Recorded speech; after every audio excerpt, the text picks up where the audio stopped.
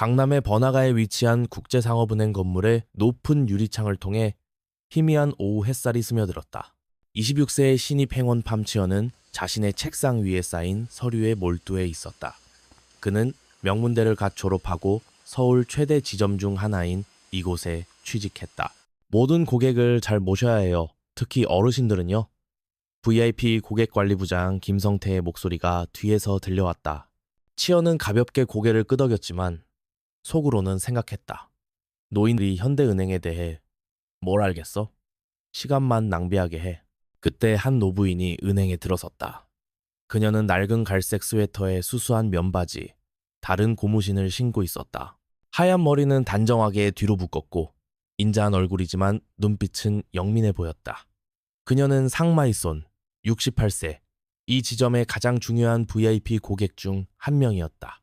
학생, 마이손 여사가 부드럽게 치언을 불렀다. 통장 잔고 좀 확인하고 싶은데요. 치언은 그녀를 경멸하듯 흘깃 보았다. 자리에서 일어나지도 않고 일반 창구를 가리키며 말했다. 저기 가서 줄 서세요. 하지만 마이손 여사가 말을 마치기도 전에 할머니, 제가 지금 바쁜 거 안 보이세요? 그렇게 급한 일도 아닌데 다른 분들처럼 저기 가서 기다리세요. 마이손 여사의 눈에 슬픔이 스쳤다. 그녀는 은행원들의 정중한 대우와 세심한 서비스에 익숙했지만 오늘은 잠깐만요. 다른 직원이 창백한 얼굴로 달려왔다. 마이손 여사님, 죄송합니다. 제가 모시겠습니다. 하지만 마이손 여사는 조용히 고개를 저으며 은행을 나섰다. 저녁 노을 속에서 그녀의 작은 뒷모습은 강남 거리의 분주한 인파 속으로 사라져갔다. 치어는 여전히 자신의 심각한 실수를 깨닫지 못했다. 그에게는 그저 평범한 하루일 뿐이었다. 하지만 그날 밤 고급 주택가의 넓은 저택에서 마이손 여사는 정성스레 가꾼 정원이 내다보이는 거실에 앉아 있었다. 테이블 위에는 은행 서류들과 한 통의 편지가 놓여 있었다. 1,500억 원. 그녀는 한숨을 쉬었다. 돈의 문제가 아니라 존중의 문제지. 그녀는 펜을 들어 예금 전액 인출 신청서를 작성하기 시작했다. 이태우 지점장의 사무실에 아침 햇살이 비치기 시작했을 때 그의 책상 위 전화기가 요란하게 울렸다. 수화기를 들자마자 본점 임원의 날카로운 목소리가 흘러나왔다. 이 지점장님, 큰일 났습니다. 상마이손 여사님께서 예금 전액을 인출하신다고 하셨어요. 1,500억 원이요? 이태우의 얼굴이 창백해졌다. 상마이손 여사는 단순한 VIP가 아니었다. 그녀의 자산은 지점의 실적에 크게 기여했고 그녀의 평판은 다른 고액 예금주들에게도 영향을 미쳤다. 무슨 일이 있었던 거죠? 이태우가 떨리는 목소리로 물었다. 어제 오후 신입 직원이 여사님을 무시했다고 합니다. 일반 창구로 가라고 했다더군요. 이태우는 책상을 3개 내리쳤다. 팜치언이란 놈이군. 30분 후 지점 회의실에는 무거운 침묵이 감돌았다. 팜치언은 고개를 숙인 채 앉아 있었고 김성태 부장은 분노를 감추지 못한 표정이었다. 자네가 어떤 실수를 저질렀는지 알기는 하나? 이태우가 무거운 목소리로 물었다. 죄송합니다. 하지만 저는 그저 규정대로 치언이 변명하려 했다. 규정? 김성태가 버럭 소리를 질렀다. 자네, 어르신을 공경하라는 게 우리나라의 가장 기본적인 규정 아닌가? 게다가 상마이손 여사님은 우리 최고의 VIP 고객이셔. 치언의 얼굴이 하얗게 질렸다. 그제서야 자신의 실수가 얼마나 치명적이었는지 깨달았다. 지금 당장 여사님 댁으로 가보겠습니다. 이태우가 자리에서 일어섰다. 김 부장님도 같이 가시죠.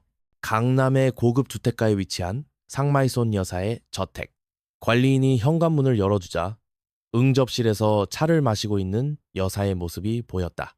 그녀는 여전히 수수한 차림이었지만 그 위엄은 어제와는 비교할 수 없었다. 여사님, 이태우가 90도로 허리를 굽혔다. 저희의 불찰을 용서해 주십시오. 마이손 여사는 천천히 찻잔을 내려놓았다. 이 지점장님, 제가 왜 그동안 당신들 은행을 이용했는지 아세요?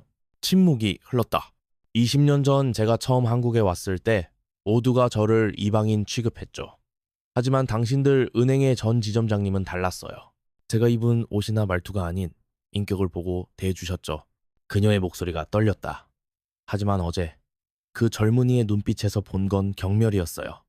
제가 늙었다고, 초라해 보인다고, 그동안 쌓아온 신뢰가 모두 무너지는 것 같았죠. 여사님, 그 직원은 반드시. 김성태가 말을 꺼내려 했다. 해고하시게요? 마이손 여사가 쓴웃음을 지었다. 그럴 필요 없어요. 다만 그녀는 창밖을 바라보며 말을 이었다. 저는 이미 다른 은행과 계약을 마쳤어요. 하지만 한 가지 제한이 있습니다.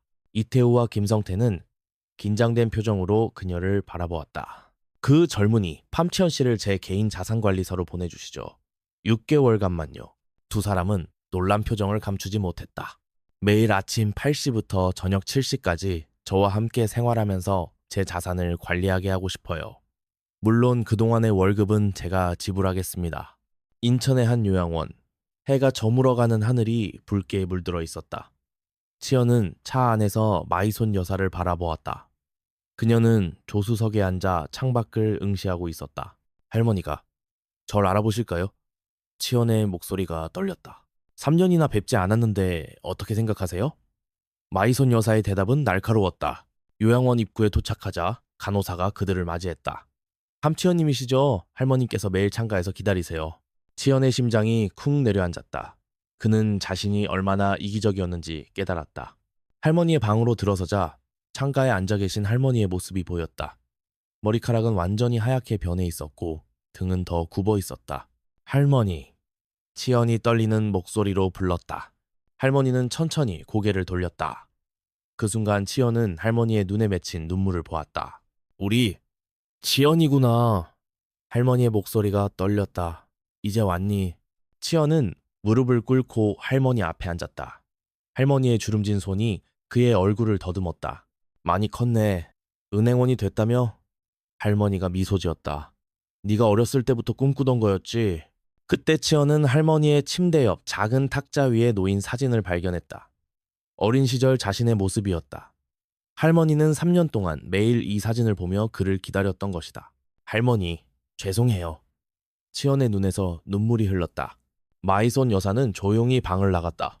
그녀는 복도 끝에 있는 작은 정원으로 향했다.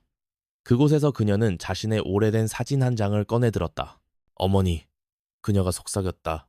저도 당신처럼 되지 않으려고 얼마나 노력했는지 모르시죠. 1시간 후 치연이 그녀를 찾아왔다. 그의 눈은 붉게 충혈되어 있었다. 이제 알겠어요? 그가 말했다. 왜 어르신들을 그렇게 소중히 여기시는지. 마이손 여사는 고개를 끄덕였다. 제가 당신을 이곳에 데려온 이유 알겠어요? 네, 하지만 궁금한 게 있습니다. 치연이 조심스럽게 물었다. 선생님은 왜 이렇게 남의 일에? 마이손 여사의 눈에 슬픔이 깃들었다. 30년 전 베트남에서 제 어머니가 돌아가셨어요. 그때 저는 월스트리트에서 큰 거래를 성사시키느라 바빴죠. 나중에 뵈면 되겠지라고 생각했어요. 그녀는 사진을 치연에게 보여주었다. 젊은 시절의 그녀와 어머니의 모습이었다. 하지만 나중은 오지 않았어요. 어머니는 마지막 순간까지 절 기다리셨대요. 손에는 제가 보낸 마지막 편지를 쥐고 계셨다고 해요. 그 편지도 비서에게 시켜서 쓴 거였는데 치연은 그녀의 어깨가 떨리는 것을 보았다. 그래서 다짐했어요. 다시는 돈 때문에 인연을 놓치지 않겠다고. 특히 어르신들의 마지막 시간은 그 어떤 것과도 바꿀 수 없는 소중한 순간이니까요. 밤이 깊어갔다. 요양원을 나서는 길에 치연은 마지막으로 할머니의 방을 들여다보았다. 할머니는 평화로운 표정으로 잠들어 있었다. 다음 주에 다시 올게요. 그가 약속했다. 마이손 여사는 미소 지었다. 이제 진정한 자산 관리가 무엇인지 조금은 알겠나요? 네. 치연의 목소리가 단단했다. 사람의 마음을 지키는 것, 그게 가장 큰 자산이라는 걸 이제 알았습니다. 이태우 지점장의 사무실에 아침 햇살이 비치기 시작했을 때 그의 책상 위 전화기가 요란하게 울렸다. 수화기를 들자마자 본점 임원의 날카로운 목소리가 흘러나왔다. 이 지점장님 큰일 났습니다. 상마이손 여사님께서 예금 전액을 인출하신다고 하셨어요. 1,500억 원이요? 이태우의 얼굴이 창백해졌다. 상마이손 여사는 단순한 VIP가 아니었다. 그녀의 자산은 지점의 실적에 크게 기여했고 그녀의 평판은 다른 고액 예금주들에게도 영향을 미쳤다. 무슨 일이 있었던 거죠? 이태우가 떨리는 목소리로 물었다. 어제 오후 신입 직원이 여사님을 무시했다고 합니다. 일반 창구로 가라고 했다더군요. 이태우는 책상을 3개 내리쳤다. 팜치연이란 놈이군. 30분 후 지점 회의실에는 무거운 침묵이 감돌았다. 팜치연은 고개를 숙인 채 앉아 있었고 김성태 부장은 분노를 감추지 못한 표정이었다. 자네가 어떤 실수를 저질렀는지 알기는 하나? 이태우가 무거운 목소리로 물었다. 죄송합니다. 하지만 저는 그저 규정대로. 치연이 변명하려 했다. 규정? 김성태가 버럭 소리를 질렀다.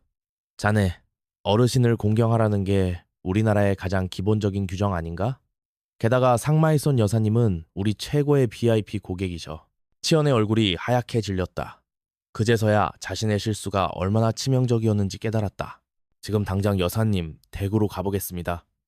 이태우가 자리에서 일어섰다. 김 부장님도 같이 가시죠. 강남의 고급 주택가에 위치한 상마이손 여사의 저택. 관리인이 현관문을 열어주자 응접실에서 차를 마시고 있는 여사의 모습이 보였다. 그녀는 여전히 수수한 차림이었지만 그 위엄은 어제와는 비교할 수 없었다. 여사님, 이태우가 90도로 허리를 굽혔다. 저희의 불찰을 용서해 주십시오. 마이손 여사는 천천히 찻잔을 내려놓았다. 이 지점장님, 제가 왜 그동안 당신들 은행을 이용했는지 아세요? 침묵이 흘렀다. 20년 전 제가 처음 한국에 왔을 때 모두가 저를 이방인 취급했죠. 하지만 당신들 은행의 전 지점장님은 달랐어요. 제가 입은 옷이나 말투가 아닌 인격을 보고 대해주셨죠. 그녀의 목소리가 떨렸다. 하지만 어제 그 젊은이의 눈빛에서 본 건 경멸이었어요. 제가 늙었다고, 초라해 보인다고, 그동안 쌓아온 신뢰가 모두 무너지는 것 같았죠. 여사님, 그 직원은 반드시. 김성태가 말을 꺼내려 했다. 해고하시게요? 마이손 여사가 쓴웃음을 지었다. 그럴 필요 없어요. 다만 그녀는 창밖을 바라보며 말을 이었다. 저는 이미 다른 은행과 계약을 마쳤어요. 하지만 한 가지 제한이 있습니다. 이태우와 김성태는 긴장된 표정으로 그녀를 바라보았다. 그 젊은이 팜치현 씨를 제 개인 자산관리사로 보내주시죠. 6개월간만요. 두 사람은 놀란 표정을 감추지 못했다. 매일 아침 8시부터 저녁 7시까지 저와 함께 생활하면서 제 자산을 관리하게 하고 싶어요. 물론 그동안의 월급은 제가 지불하겠습니다. 인천의 한 요양원. 해가 저물어가는 하늘이 붉게 물들어 있었다. 치연은 차 안에서 마이손 여사를 바라보았다. 그녀는 조수석에 앉아 창밖을 응시하고 있었다. 할머니가 절 알아보실까요? 치연의 목소리가 떨렸다. 3년이나 뵙지 않았는데 어떻게 생각하세요? 마이손 여사의 대답은 날카로웠다. 요양원 입구에 도착하자 간호사가 그들을 맞이했다. 함치연님이시죠? 할머님께서 매일 창가에서 기다리세요. 치연의 심장이 쿵 내려앉았다. 그는 자신이 얼마나 이기적이었는지 깨달았다. 할머니의 방으로 들어서자 창가에 앉아 계신 할머니의 모습이 보였다. 머리카락은 완전히 하얗게 변해 있었고 등은 더 굽어 있었다. 할머니. 치연이 떨리는 목소리로 불렀다. 할머니는 천천히 고개를 돌렸다. 그 순간 치연은 할머니의 눈에 맺힌 눈물을 보았다. 우리 치연이구나. 할머니의 목소리가 떨렸다. 이제 왔니? 치연은 무릎을 꿇고 할머니 앞에 앉았다. 할머니의 주름진 손이 그의 얼굴을 더듬었다. 많이 컸네.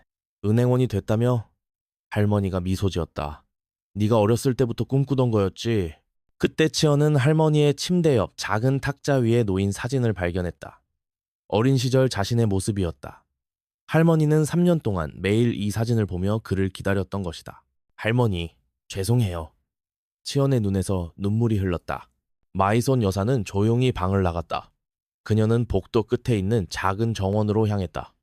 그곳에서 그녀는 자신의 오래된 사진 한 장을 꺼내들었다. 어머니, 그녀가 속삭였다. 저도 당신처럼 되지 않으려고 얼마나 노력했는지 모르시죠. 1시간 후 치연이 그녀를 찾아왔다. 그의 눈은 붉게 충혈되어 있었다. 이제 알겠어요? 그가 말했다. 왜 어르신들을 그렇게 소중히 여기시는지. 마이손 여사는 고개를 끄덕였다. 제가 당신을 이곳에 데려온 이유 알겠어요? 네, 하지만 궁금한 게 있습니다. 치연이 조심스럽게 물었다. 선생님은 왜 이렇게 남의 일에? 마이손 여사의 눈에 슬픔이 깃들었다. 30년 전 베트남에서 제 어머니가 돌아가셨어요. 그때 저는 월스트리트에서 큰 거래를 성사시키느라 바빴죠. 나중에 뵈면 되겠지라고 생각했어요. 그녀는 사진을 치연에게 보여주었다. 젊은 시절의 그녀와 어머니의 모습이었다. 하지만 나중은 오지 않았어요. 어머니는 마지막 순간까지 절 기다리셨대요. 손에는 제가 보낸 마지막 편지를 쥐고 계셨다고 해요. 그 편지도 비서에게 시켜서 쓴 거였는데 치연은 그녀의 어깨가 떨리는 것을 보았다. 그래서 다짐했어요. 다시는 돈 때문에 인연을 놓치지 않겠다고. 특히 어르신들의 마지막 시간은 그 어떤 것과도 바꿀 수 없는 소중한 순간이니까요. 밤이 깊어갔다. 요양원을 나서는 길에 치어는 마지막으로 할머니의 방을 들여다보았다. 할머니는 평화로운 표정으로 잠들어 있었다. 다음 주에 다시 올게요. 그가 약속했다. 마이손 여사는 미소 지었다. 이제 진정한 자산 관리가 무엇인지 조금은 알겠나요? 네. 지연의 목소리가 단단했다. 사람의 마음을 지키는 것, 그게 가장 큰 자산이라는 걸 이제 알았습니다. 인천의 한 요양원. 해가 저물어가는 하늘이 붉게 물들어 있었다. 치연은 차 안에서 마이손 여사를 바라보았다. 그녀는 조수석에 앉아 창밖을 응시하고 있었다. 할머니가 절 알아보실까요? 치연의 목소리가 떨렸다. 3년이나 뵙지 않았는데 어떻게 생각하세요? 마이손 여사의 대답은 날카로웠다. 요양원 입구에 도착하자 간호사가 그들을 맞이했다. 함치연님이시죠? 할머님께서 매일 창가에서 기다리세요. 치연의 심장이 쿵 내려앉았다. 그는 자신이 얼마나 이기적이었는지 깨달았다. 할머니의 방으로 들어서자 창가에 앉아 계신 할머니의 모습이 보였다. 머리카락은 완전히 하얗게 변해 있었고 등은 더 굽어 있었다. 할머니. 치연이 떨리는 목소리로 불렀다.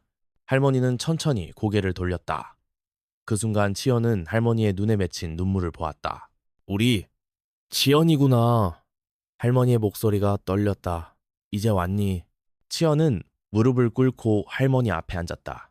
할머니의 주름진 손이 그의 얼굴을 더듬었다. 많이 컸네. 은행원이 됐다며? 할머니가 미소 지었다.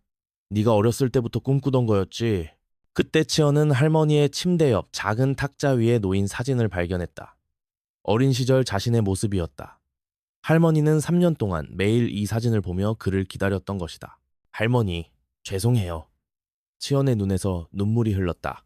마이손 여사는 조용히 방을 나갔다. 그녀는 복도 끝에 있는 작은 정원으로 향했다. 그곳에서 그녀는 자신의 오래된 사진 한 장을 꺼내 들었다. 어머니, 그녀가 속삭였다.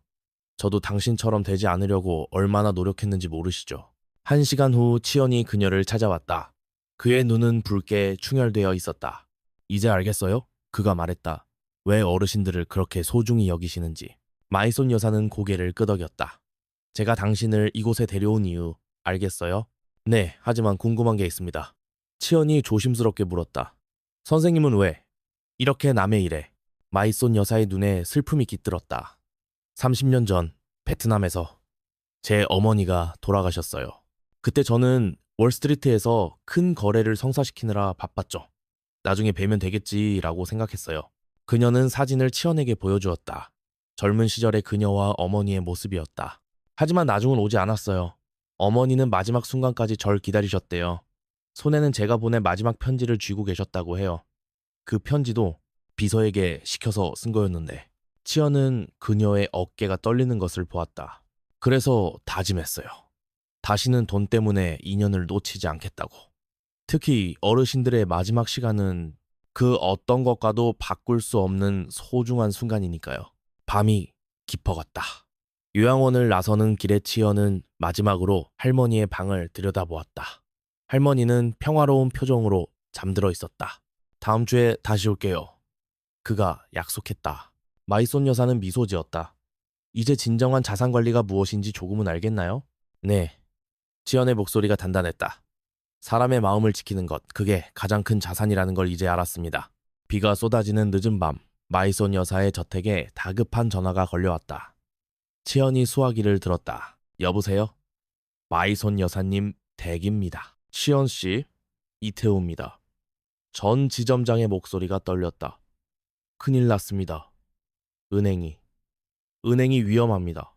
다음날 아침, 신문과 뉴스는 국제상업은행의 위기를 대서특필했다. 대규모 부실 대출이 발각되었고 예금 인출 사태가 시작되었다. 선생님, 지연이 조심스럽게 물었다.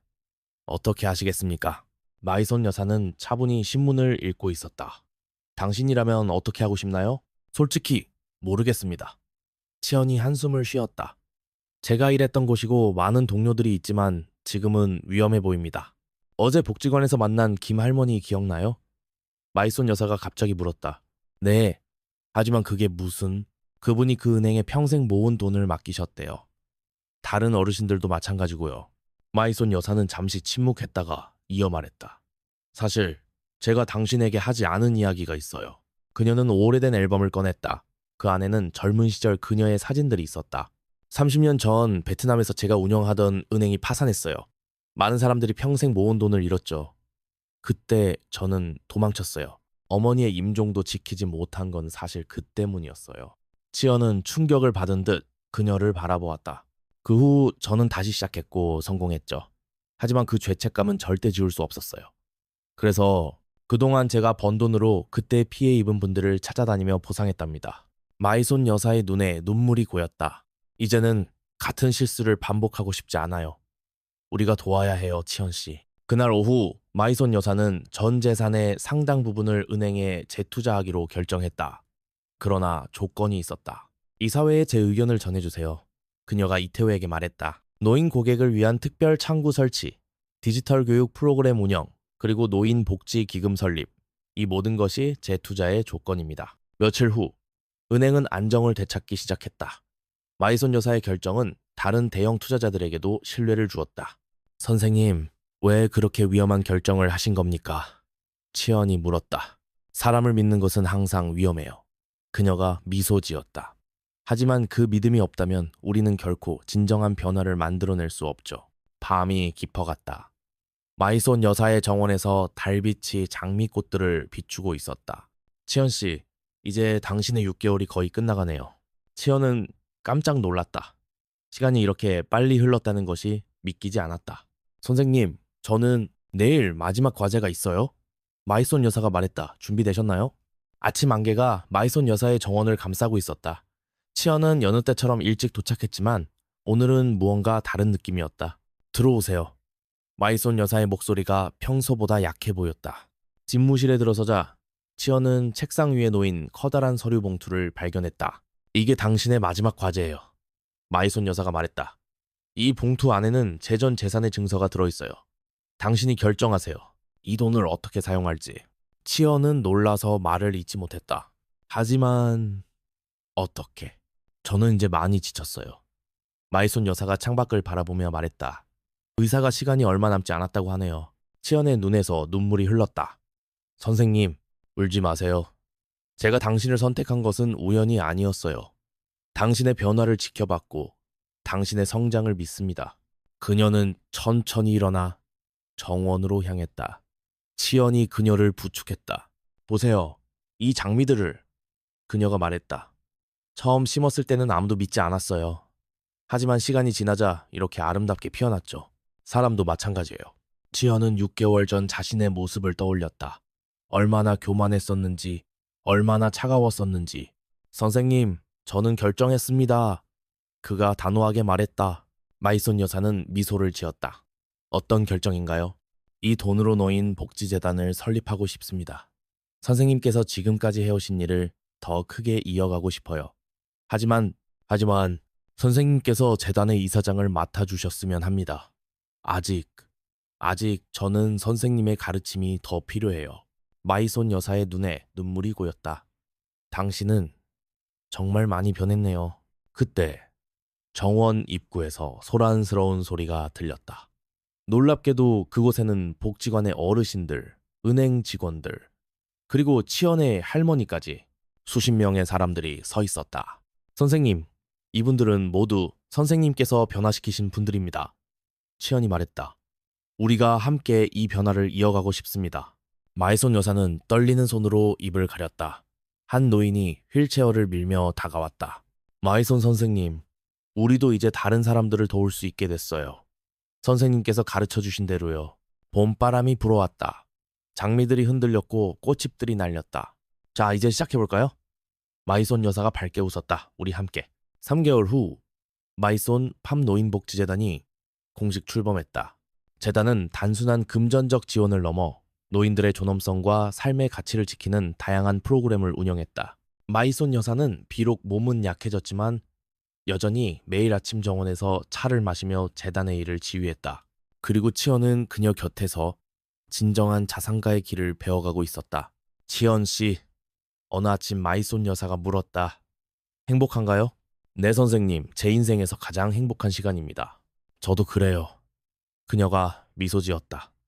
우리가 함께 심은 이 장미들처럼 우리의 노력도 계속해서 피어날 거예요. 영원히. 마지막 햇살이 장미 정원을 비추었다. 붉은 장미들이 환하게 빛났고 그 속에서 두 사람의 이야기는 계속되고 있었다.